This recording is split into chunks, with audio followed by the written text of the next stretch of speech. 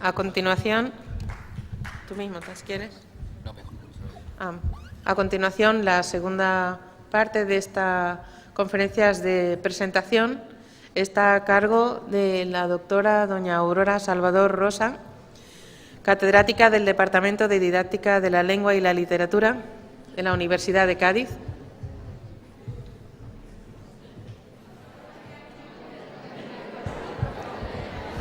Bueno, para evitar que se nos eche el tiempo encima, vamos a dar comienzo.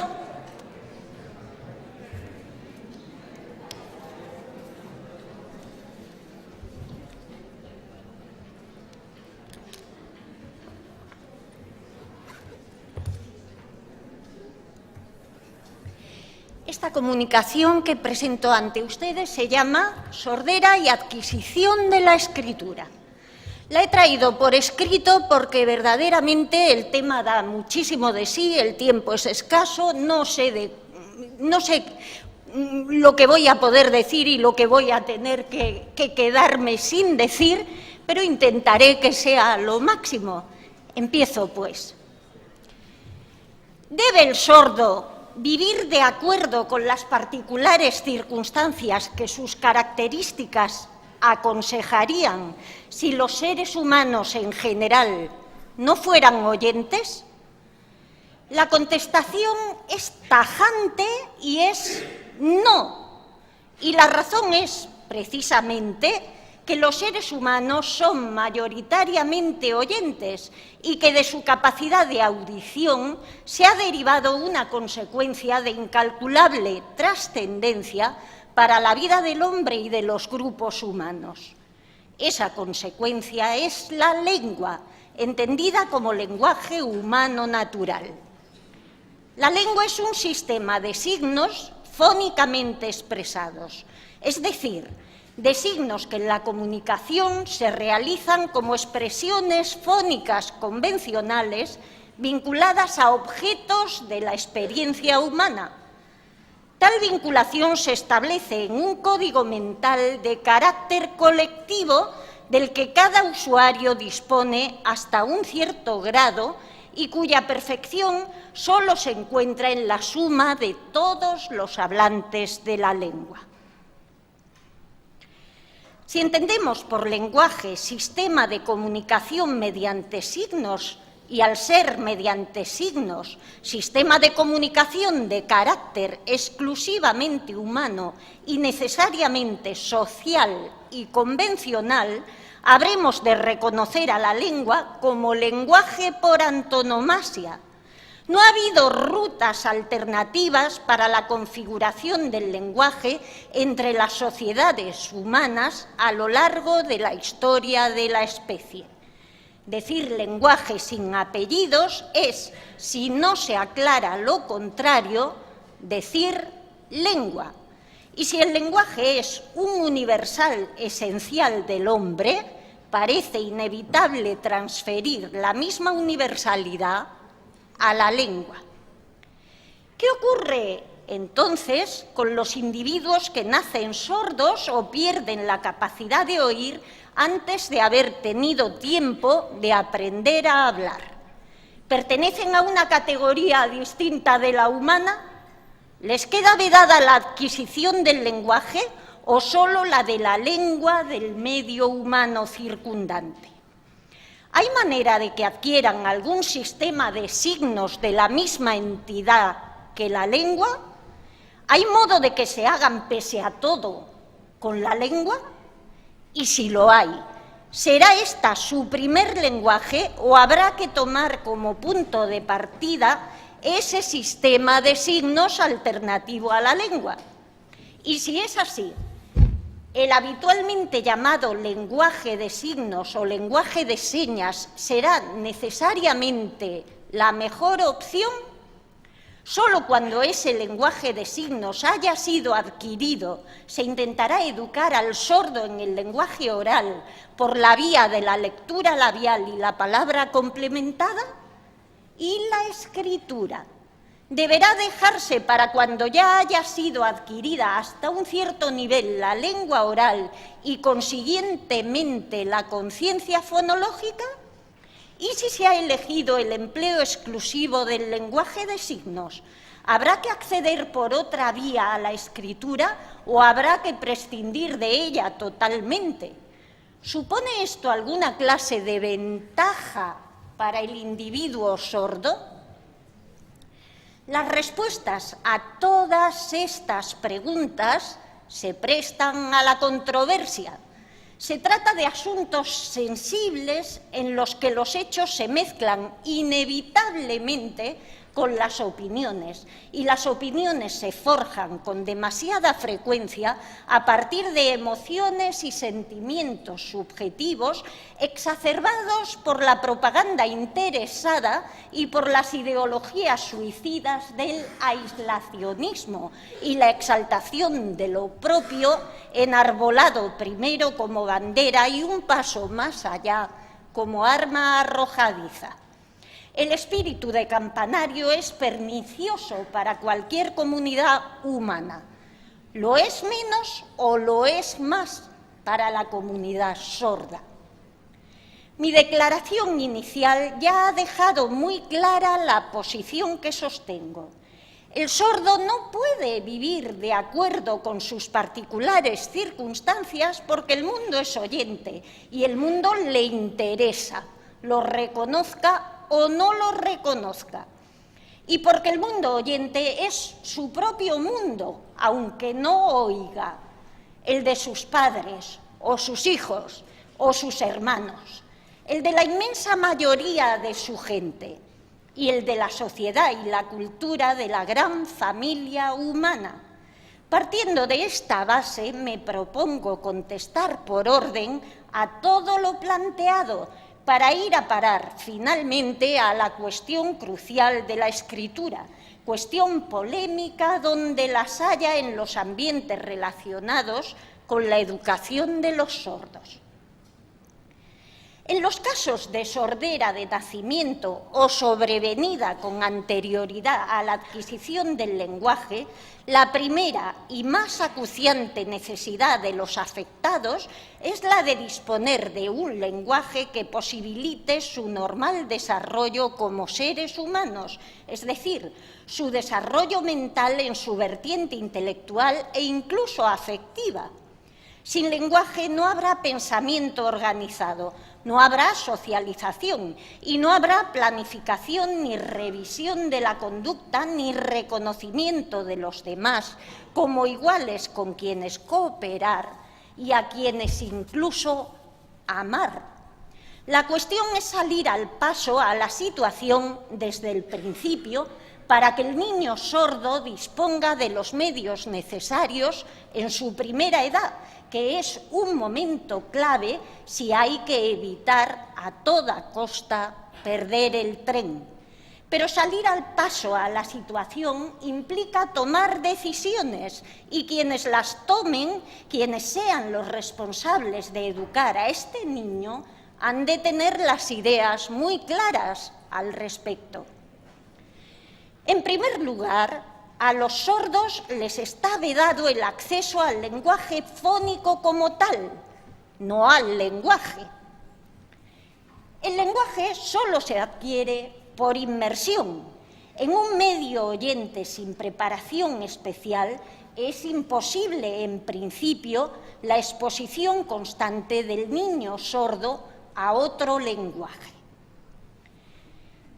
Hay que suplir las carencias del hogar con una educación especial que proporcione un lenguaje de la misma entidad que la lengua.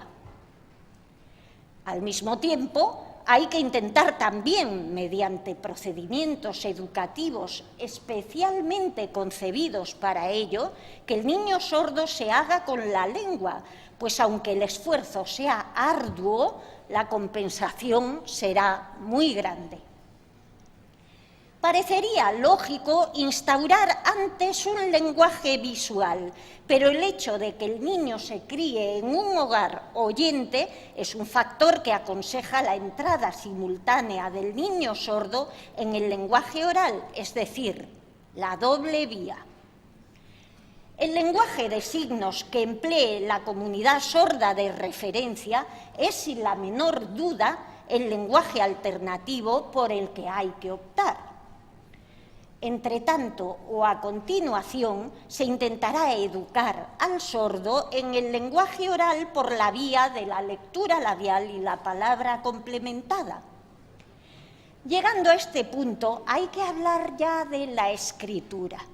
Yo defiendo la idea de que si la escritura es vital para cualquier individuo en la sociedad del siglo XXI, para el sordo lo es más, y que todo lo que sea mantener a quien no oye en el estado de agracia es un atentado gravísimo contra su autonomía y por eso mismo contra sus posibilidades de supervivencia, así como contra su plenitud como ser humano. El analfabeto es un pobre ser desprotegido, totalmente a merced de mediadores con los que forzosamente ha de contraer una relación de dependencia y que por fuerza se van a convertir para él en los administradores de la información escrita, que es tanto como decir el conocimiento, el pensamiento, la cultura en su más alto sentido.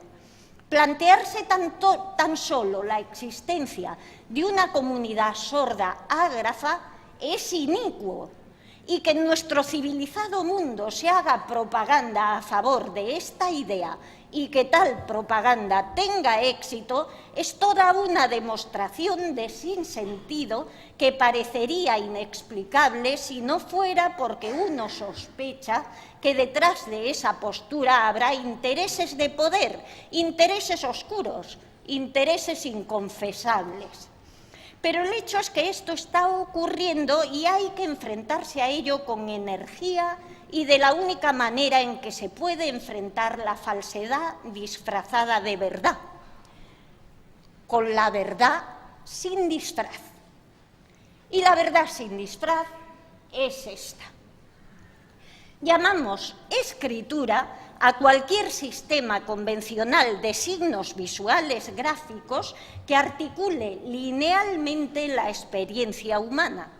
Estos son los universales esenciales de la escritura, pero los universales empíricos nos la muestran siempre como lenguaje de segundo grado, creado a partir de los signos previamente existentes de la lengua y susceptible de recodificar el 100% de los mensajes de la lengua, manteniendo su forma, es decir, su estructura secuencial, sus elementos y sus relaciones, pero transponiendo la sustancia fónica en sustancia gráfica. El signo lingüístico es una entidad de dos caras indisociablemente vinculadas, la expresión fónica o significante y el contenido conceptual codificado o significado. Las escrituras pueden ser ideográficas o fonográficas según se basen en la expresión fónica o en el significado del signo. Hay, obviamente, tipos mixtos y además siempre hay algo de fonográfico en las ideográficas y de ideográfico en las fonográficas. Es difícil la absoluta pureza tipológica. En las escrituras fonográficas, la adquisición de la escritura en el oyente consiste al leer en automatizar la conversión de la imagen gráfica en imagen acústica para así llegar al pensamiento de las palabras leídas y comprenderlas. Y al escribir consiste en automatizar la conversión de la imagen acústica vinculada a la idea que se quiere expresar en imagen gráfica para así llegar a la imagen motriz del trazo y trazar los grafismos. La escritura Las escrituras fonográficas óptimas son las alfabéticas que consiguen conjugar máxima claridad con máxima economía. El resultado es convertir el aprendizaje lectoescritor en un proceso al alcance de cualquiera, desde el momento en que se cumplen 3 condiciones, una de las cuales es el desarrollo del lenguaje oral: léxico, gramática y sistema fonológico. Mi idea es esta. El sordo debe adquirir la escritura desde la escritura misma, no desde la lengua. Y eso es perfectamente hacedero, incluso aunque el sistema de escritura de su ámbito cultural y lingüístico sea fonográfico. Los llamados métodos ideovisuales adquieren todo su sentido y toda su utilidad en el mundo de la educación del sordo, porque es mucho más lógico en circunstancias de carencia auditiva elegir el camino que puede recorrerse sin la menor desventaja con respecto al oyente. Evidentemente, la ideovisualidad que conviene al sordo no oral es la de la palabra. La adquisición directa y temprana del léxico escrito es fácil, se puede. Unos padres oyentes dispuestos a dar a su hijo sordo la llave de la comunicación pueden y deben hacerlo. Naturalmente esto requerirá implicación por su parte, pero no es difícil. Solo requiere incorporar permanentemente la escritura a la vida cotidiana, pero eso es más sencillo para el oyente que aprender algo tan fuera de su experiencia como es el lenguaje de signos. Un método que es ya un clásico como el de Glenn Doman parte de una consideración de la lectura perfectamente aplicable a nuestro caso y postula sin ambajes la idea del aprendizaje precoz, que en el caso del niño sordo es tan importante como en el de los pacientes de Doman sin más. Y esta es la idea: aprendizaje precoz de la escritura e inversión del sentido de la marcha.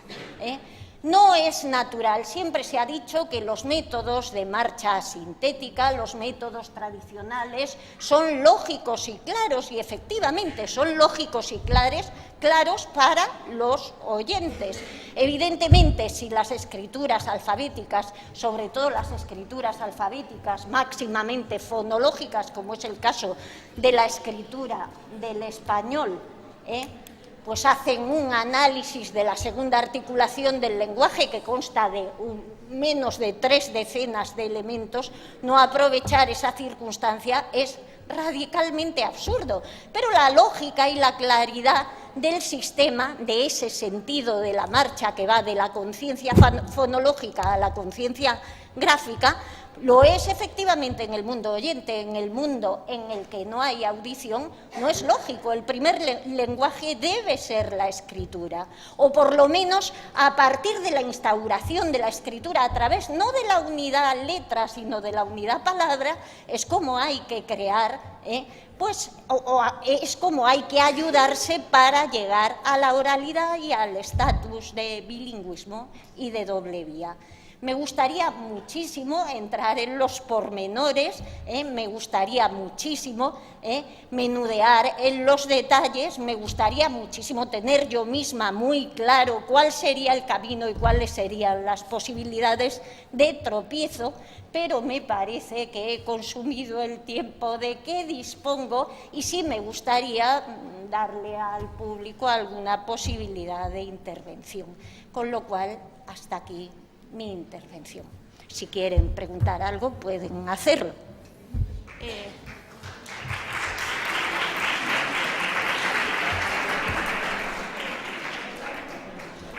Bueno, muchas gracias, Aurora Salvador, por su comunicación, su conferencia.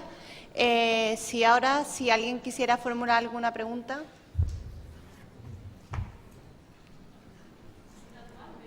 Si quieres subirte, yo te dejo el micrófono.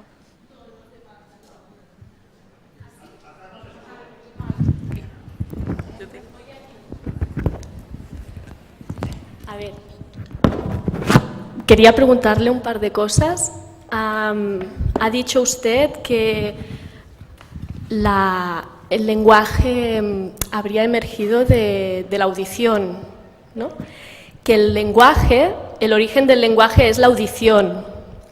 Que no, quería preguntarle si eso querría, bueno, que si usted está de acuerdo que esto no está claro, porque podría surgir precisamente de lengua de signos, el lenguaje, que no se sabe muy bien el origen del lenguaje exactamente, podría ser más bien gestual, lengua de signos.